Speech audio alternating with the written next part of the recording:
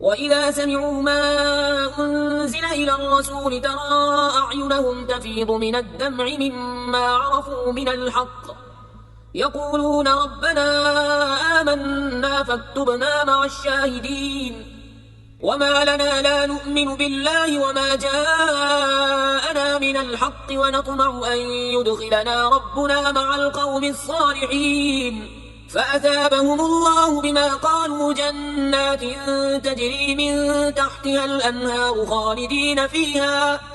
وذلك جزاء المحسنين. والذين كفروا وكذبوا بآياتنا أولئك أصحاب الجحيم. يا أيها الذين آمنوا لا تحرموا طيبات ما أحل الله لكم ولا تعتدوا إن الله لا يحب المعتدين. وكلوا مما رزقكم الله حلالا طيبا واتقوا الله الذي أنتم به مؤمنون. لا يؤاخذكم الله باللغو في أيمانكم ولكن يؤاخذكم بما عقدتم الأيمان فكفارته إطعام 10 مساكين من أوسط ما تطعمون أهليكم أو كسوتهم أو تحرير رقبة فمن لم يجد فصيام 3 أيام ذلك كفارة أيمانكم إذا حلفتم واحفظوا أيمانكم كذلك يبين الله لكم آياته لعلكم تشكرون. يا أيها الذين آمنوا إنما الخمر والميسر والأنصاب والأزلام رجس من عمل الشيطان فاجتنبوه لعلكم تفلحون. إنما يريد الشيطان أن يوقع بينكم العداوة والبغضاء في الخمر والميسر ويصدكم عن ذكر الله وعن الصلاة فهل أنتم منتهون؟ وأطيعوا الله وأطيعوا الرسول واحذروا فإن توليتم فاعلموا أنما على رسولنا البلاغ المبين. ليس على الذين آمنوا وعملوا الصالحات جناح فيما طعموا إذا ما اتقوا وآمنوا وعملوا الصالحات ثم اتقوا وآمنوا ثم اتقوا وأحسنوا والله يحب المحسنين. يا أيها الذين آمنوا ليبلونكم الله بشيء من الصيد تناله أيديكم ورماحكم ليعلم الله من يخافه بالغيب فمن اعتدى بعد ذلك فله عذاب أليم. يا أيها الذين آمنوا لا تقتلوا الصيد وأنتم حرم ومن قتله منكم متعمدا فجزاء مثل ما قتل من النعم يحكم به ذوى عدل منكم هديا بالغ الكعبة أو كفارة طعام مساكين أو عدل ذلك صياما ليذوق وبال أمره عفى الله عما سلف ومن عاد فينتقم الله منه والله عزيز ذو انتقام. أحل لكم صيد البحر وطعامه متاعا لكم وللسيارة وحرم عليكم صيد البر ما دمتم حرما واتقوا الله الذي إليه تحشرون. جعل الله الكعبة البيت الحرام قياما للناس والشهر الحرام والهدي والقلائد ذلك لتعلموا أن الله يعلم ما في السماوات وما في الأرض وأن الله بكل شيء عليم. اعلموا أن الله شديد العقاب وأن الله غفور رحيم. ما على الرسول إلا البلاغ والله يعلم ما تبدون وما تكتمون. قل لا يستوي الخبيث والطيب ولو أعجبك كثرة الخبيث فاتقوا الله يا أولي الألباب لعلكم تفلحون. يا أيها الذين آمنوا لا تسألوا عن أشياء إن تبد لكم تسؤكم وإن تسألوا عنها حين ينزل القرآن تبد لكم عفى الله عنها والله غفور حليم. قد سألها قوم من قبلكم ثم أصبحوا بها كافرين ما جعل الله من بحيرة ولا سائبة ولا وصيلة ولا حام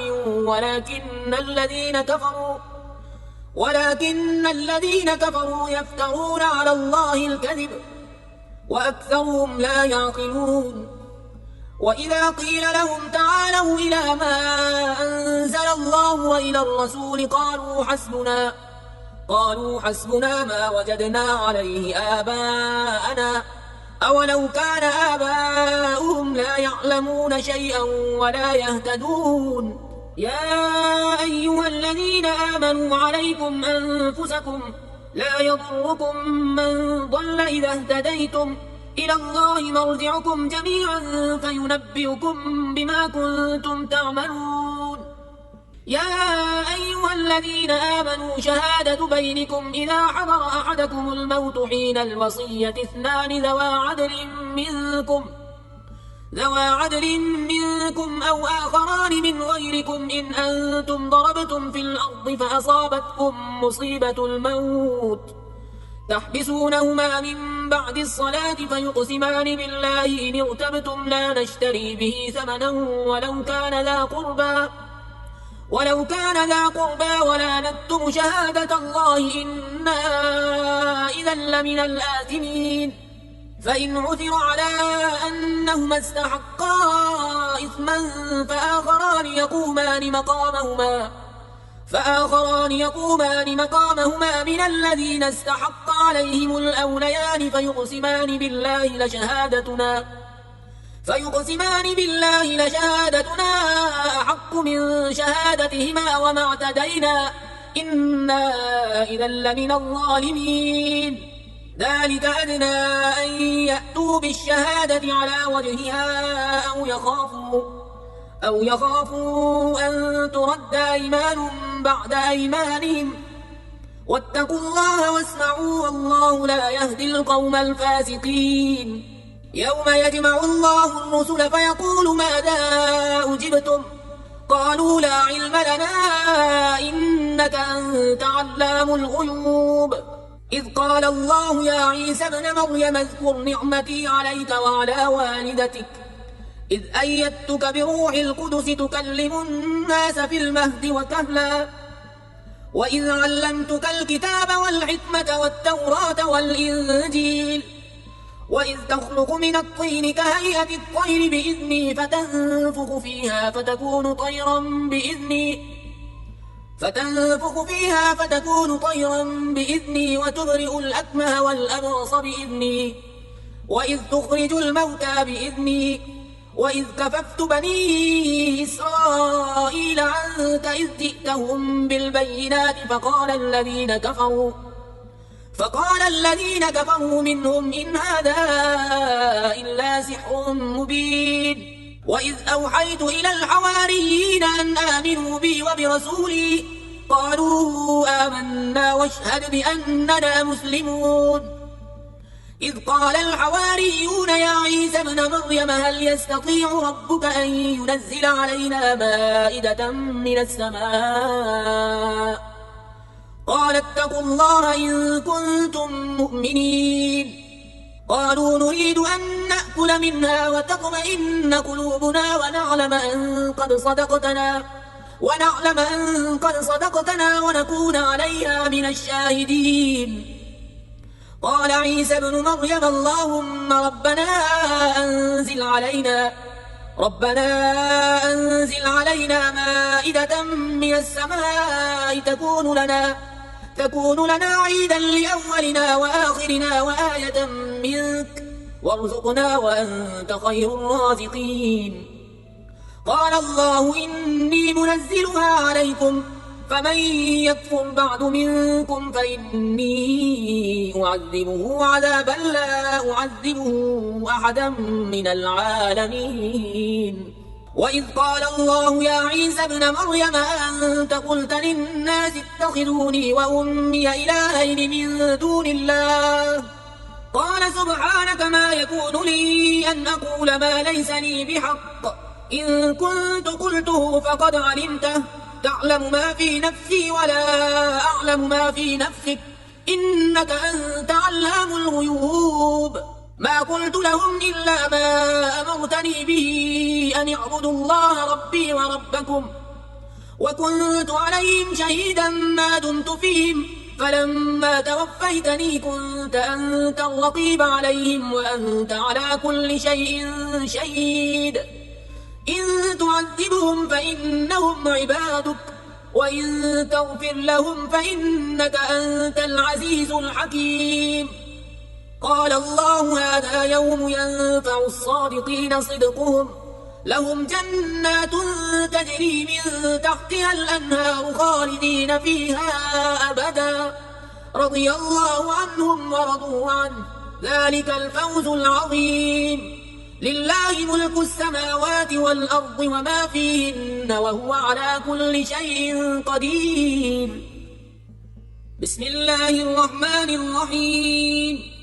الحمد لله الذي خلق السماوات والأرض وجعل الظلمات والنور ثم الذين كفروا بربهم يعدلون.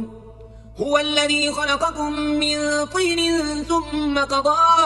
أجلا وأجل مسمى عنده ثم أنتم تمترون. وهو الله في السماوات وفي الأرض يعلم سركم وجهركم ويعلم ما تكسبون. وما تأتيهم من آية من آيات ربهم إلا كانوا عنها معرضين. فقد كذبوا بالحق لما جاءهم فسوف يأتيهم أنباء ما كانوا به يستهزئون. ألم يروا كم أهلكنا من قبلهم من قرن مكناهم في الأرض ما لم نمكن لكم وأرسلنا السماء عليهم مدرارا وجعلنا الأنهار تجري من تحتهم فأهلكناهم بذنوبهم وأنشأنا من بعدهم قرنا آخرين. ولو نزلنا عليك كتابا في قرطاس فلمسوه بأيديهم لقال الذين كفروا إن هذا إلا سحر مبين. وقالوا لولا أنزل عليه ملك ولو أنزلنا ملكا لقضي الأمر ثم لا ينظرون. ولو جعلناه ملكا لجعلناه رجلا وللبسنا عليهم ما يلبسون. ولقد استهزئ برسل من قبلك فحاق بالذين سخروا منهم ما كانوا به يستهزئون. قل سيروا في الأرض ثم انظروا كيف كان عاقبة المكذبين. قل لمن ما في السماوات والأرض قل لله كتب على نفسه الرحمة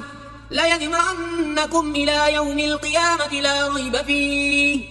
الذين خسروا أنفسهم فهم لا يؤمنون. وله ما سكن في الليل والنهار وهو السميع العليم. قل أغير الله يتخذ وليا فاطر السماوات والأرض وهو يطعم ولا يطعم. قل إني أمرت أن أكون أول من أسلم ولا تكونن من المشركين. قل إني أخاف إن عصيت ربي عذاب يوم عظيم. من يصرف عنه يومئذ فقد رحمه وذلك الفوز المبين. وإن يمسسك الله بضر فلا كاشف له إلا هو وإن يمسسك بخير فهو على كل شيء قدير. وهو القاهر فوق عباده وهو الحكيم الخبير. قل أي شيء أكبر شهادة قل الله شهيد بيني وبينكم وأوحي إلي هذا القرآن لأنذركم به ومن بلغ. أئنكم لتشهدون أن مع الله آلهة أخرى قل لا أشهد قل إنما هو إله واحد وإنني بريء مما تشركون. الذين آتيناهم الكتاب يعرفونه كما يعرفون أبناءهم الذين خسروا أنفسهم فهم لا يؤمنون. ومن أظلم ممن افترى على الله كذبا أو كذب بآياته إنه لا يفلح الظالمون. ويوم نحشرهم جميعا ثم نقول للذين أشركوا أين شركاؤكم الذين كنتم تزعمون ثم لم تكن فتنتهم إلا أن قالوا والله ربنا ما كنا مشركين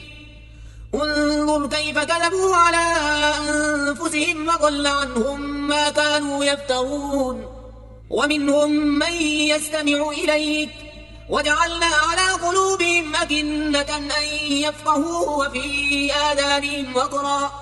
وإن يروا كل آية لا يؤمنوا بها حتى إذا جاءوك يجادلونك يقول الذين كفروا إن هذا إلا أساطير الأولين وهم ينهون عنه وينأون عنه وإن يهلكون إلا أنفسهم وما يشعرون ولو ترى إذ وقفوا على النار فقالوا يا ليتنا نرد ولا نكذب بآيات ربنا ونكون من المؤمنين بل بدا لهم ما كانوا يخفون من قبل ولو ردوا لعادوا لما نهوا عنه وإنهم لكاذبون وقالوا إن هي إلا حياتنا الدنيا وما نحن بمبعوثين ولو ترى إذ وقفوا على ربهم قال أليس هذا بالحق قالوا بلى وربنا قال فذوقوا العذاب بما كنتم تكفرون قد خسر الذين كذبوا بلقاء الله حتى إذا جاءتهم الساعة بغتة قالوا يا حسرتنا على ما فرطنا فيها وهم يحملون أوزارهم على ظهورهم ألا ساء ما يزرون وما الحياة الدنيا إلا لعب وله وللدار الآخرة خير للذين يتقون فلا تعقلون قد نعلم إنه ليحزنك الذي يقولون فإنهم لا يكذبونك ولكن الظالمين بآيات الله يجحدون ولقد كذبت رسل من قبلك فصبروا على ما كذبوا وأوذوا حتى أتاهم نصرنا ولا مبدل لكلمات الله ولقد جاءك من نبأ المرسلين وإن كان كبر عليك إعراضهم فإن استطعت أن تبتغي نفقا في الأرض أو سلما في السماء فتأتيهم بآية ولو شاء الله لجمعهم على الهدى فلا تكونن من الجاهلين إنما يستجيب الذين يسمعون والموتى يبعثهم الله ثم إليه يرجعون وقالوا لولا نزل عليه آية من ربه قل إن الله قادر على أن ينزل آية ولكن أكثرهم لا يعلمون وما من دابة في الأرض ولا طائر يطير بجناحيه إلا أمم أمثالكم ما فرطنا في الكتاب من شيء ثم إلى ربهم يحشرون والذين كذبوا بآياتنا صم وبكم في الظلمات من يشاء الله يضلله ومن يشاء يجعله على صراط مستقيم قل أرأيتكم إن أتاكم عذاب الله أو أتتكم الساعة وغير الله تدعون إن كنتم صادقين بل إياه تدعون فيكشف ما تدعون إليه إن شاء وتنسون ما تشركون ولقد أرسلنا إلى أمم من قبلك فأخذناهم بالبأساء والضراء لعلهم يتضرعون فلولا إذ جاءهم بأسنا تضرعوا ولكن قست قلوبهم وزين لهم الشيطان ما كانوا يعملون فلما نسوا ما ذكروا به فتحنا عليهم أبواب كل شيء حتى إذا فرحوا بما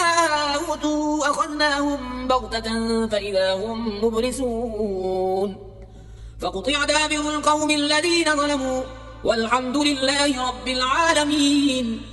قل أرأيتم إن أخذ الله سمعكم وأبصاركم وختم على قلوبكم من إله غير الله يأتيكم به انظر كيف نصرف الآيات ثم هم يصدفون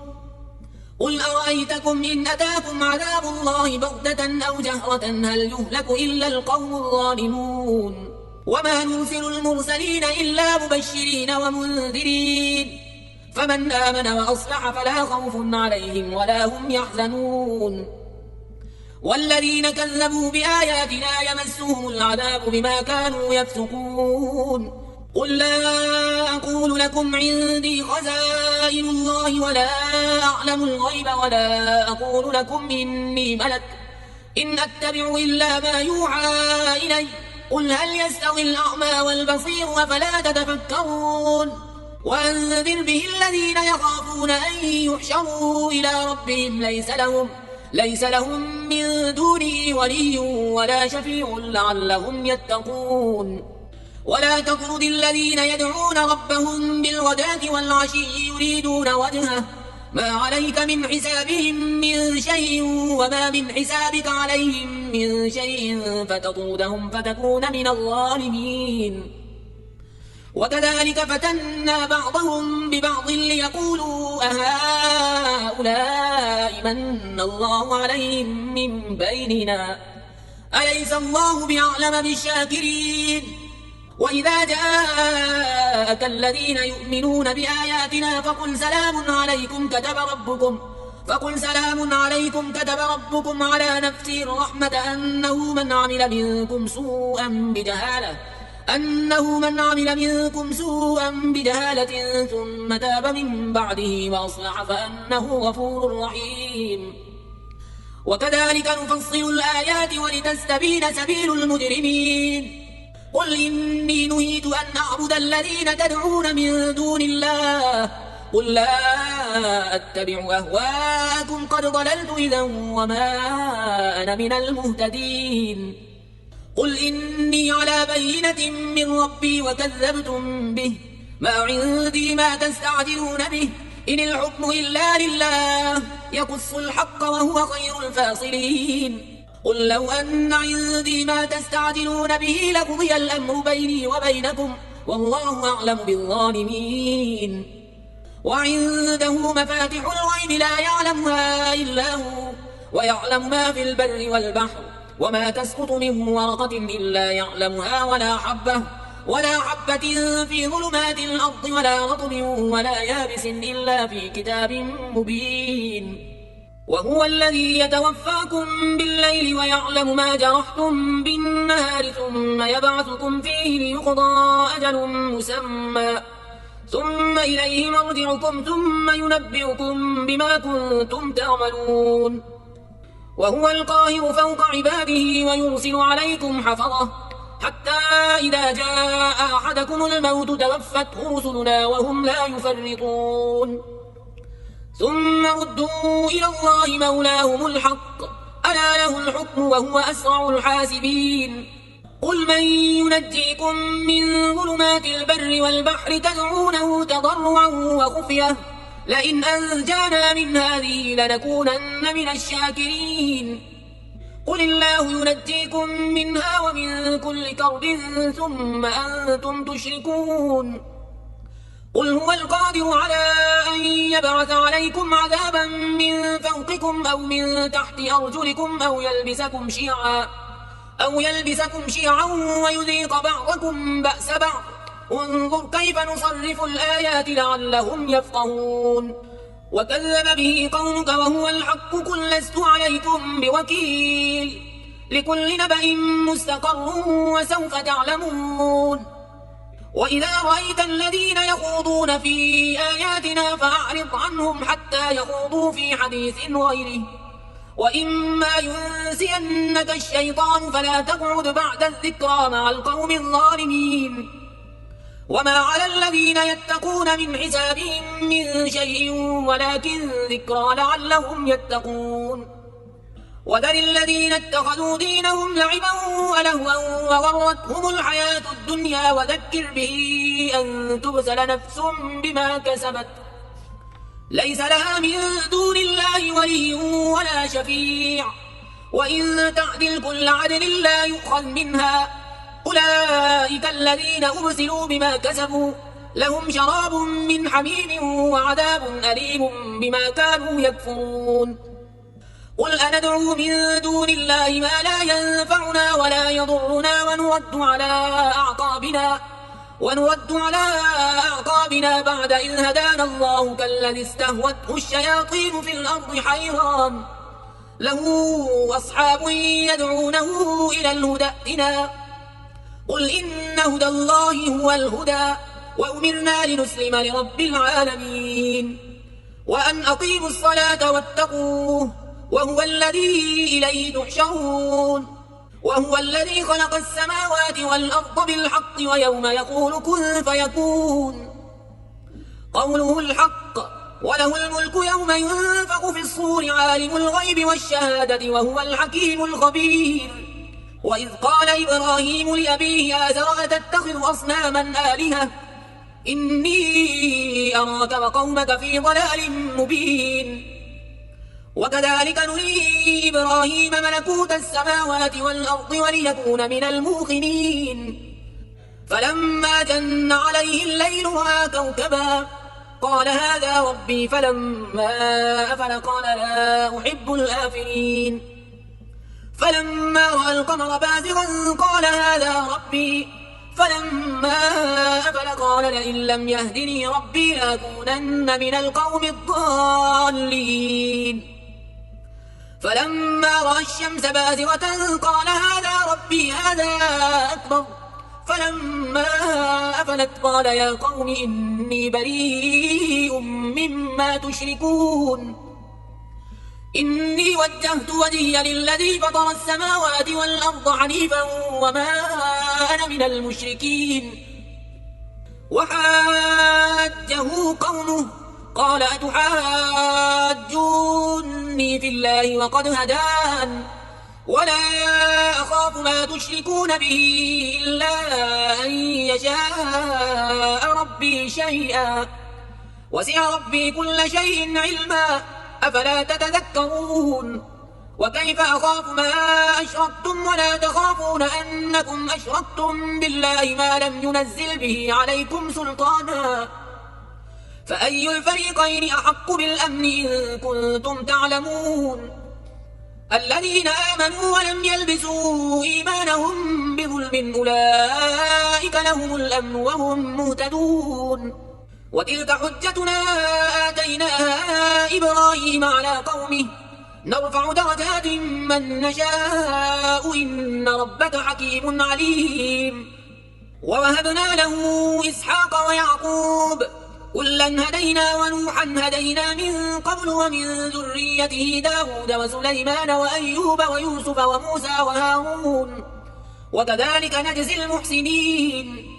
وزكريا ويحيى وعيسى وإلياس كل من الصالحين وإسماعيل واليسع ويونس ولوطا وكلا فضلنا على العالمين ومن آبائهم وذرياتهم وإخوانهم واجتبيناهم وهديناهم إلى صراط مستقيم ذلك هدى الله يهدي به من يشاء من عباده ولو أشركوا لحبط عنهم ما كانوا يعملون أولئك الذين آتيناهم الكتاب والحكم والنبوة فإن يكفر بها هؤلاء فقد وكلنا بها قوما ليسوا بها بكافرين أولئك الذين هدى الله فبهداه مقتده قل لا أسألكم عليه أجرا إن هو إلا ذكرى للعالمين وما قدر الله حق قدره إذ قالوا ما أنزل الله على بشر من شيء قل من أنزل الكتاب الذي جاء به موسى نورا وهدى للناس تجعلونه قراطيس تبدونها وتخفون كثيرا وعلمتم ما لم تعلموا أنتم ولا آباؤكم قل الله ثم ذرهم في خوضهم يلعبون وهذا كتاب أنزلناه مبارك مصدق الذي بين يديه ولتنذر أم القرى ومن حولها والذين يؤمنون بالآخرة يؤمنون به وهم على صلاتهم يحافظون ومن أظلم ممن افترى على الله كذبا أو قال أوحي إلي ولم يوحى إليه شيء ومن قال سأنزل مثل ما أنزل الله. ولو ترى إذ الظالمون في غمرات الموت والملائكة باسطوا أيديهم أخرجوا أنفسكم اليوم تجزون عذاب الهون بما كنتم تقولون على الله غير الحق وكنتم عن آياته تستكبرون. ولقد جئتمونا فرادا كما خلقناكم أول مرة وتركتم ما خولناكم وراء ظهوركم وما نرى معكم شفعاءكم الذين زعمتم أنهم فيكم شركاء لقد تقطع بينكم وضل عنكم ما كنتم تزعمون. إن الله فالق الحب والنوى يخرج الحي من الميت ومخرج الميت من الحي ذلكم الله فأنى تؤفكون. فالق الإصباح وجعل الليل سكنا والشمس والقمر حسبانا ذلك تقدير العزيز العليم. وهو الذي جعل لكم النجوم لتهتدوا بها في ظلمات البر والبحر قد فصلنا الآيات لقوم يعلمون. وهو الذي أنشأكم من نفس واحدة فمستقر ومستودع قد فصلنا الآيات لقوم يفقهون. وهو الذي أنزل من السماء ماء فأخرجنا به نبات كل شيء فأخرجنا منه خضرا نخرج منه حبا متراكبا ومن النخل من طلعها قنوان دانية وجنات من أعناب والزيتون والرمان مشتبها وغير متشابه انظروا إلى ثمره إذا أثمر وينعه إن في ذلكم لآيات لقوم يؤمنون. وجعلوا لله شركاء الجن وخلقهم وخرقوا له بنين وبنات بغير علم سبحانه وتعالى عما يصفون. بديع السماوات والأرض أنى يكون له ولد ولم تكن له صاحبة وخلق كل شيء وهو بكل شيء عليم. ذلكم الله ربكم لا إله إلا هو خالق كل شيء فاعبدوه وهو على كل شيء وكيل. لا تدركه الأبصار وهو يدرك الأبصار وهو اللطيف الخبير. قد جاءكم بصائر من ربكم فمن أبصر فلنفسه ومن عمي فعليها وما أنا عليكم بحفيظ. وكذلك نصرف الآيات وليقولوا درست ولنبينه لقوم يعلمون. اتبع ما أوحي إليك من ربك لا إله إلا هو وأعرض عن المشركين. ولو شاء الله ما أشركوا وما جعلناك عليهم حفيظا وما أنت عليهم بوكيل.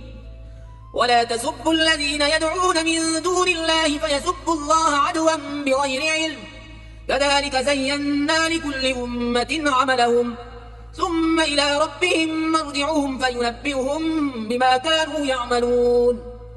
وأقسموا بالله جهد أيمانهم لئن جاءتهم آية ليؤمنن بها قل إنما الآيات عند الله وما يشعركم أنها إذا جاءت لا يؤمنون. ونقلب أفئدتهم وأبصارهم كما لم يؤمنوا به أول مرة ونذرهم في طغيانهم يعمهون.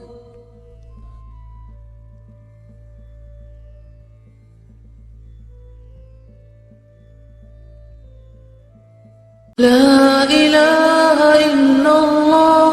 محمد رسول الله. لا إله إلا الله محمد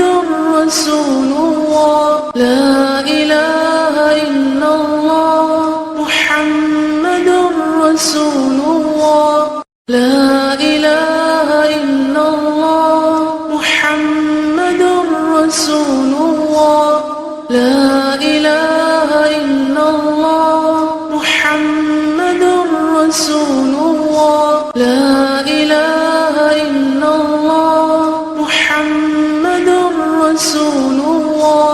لا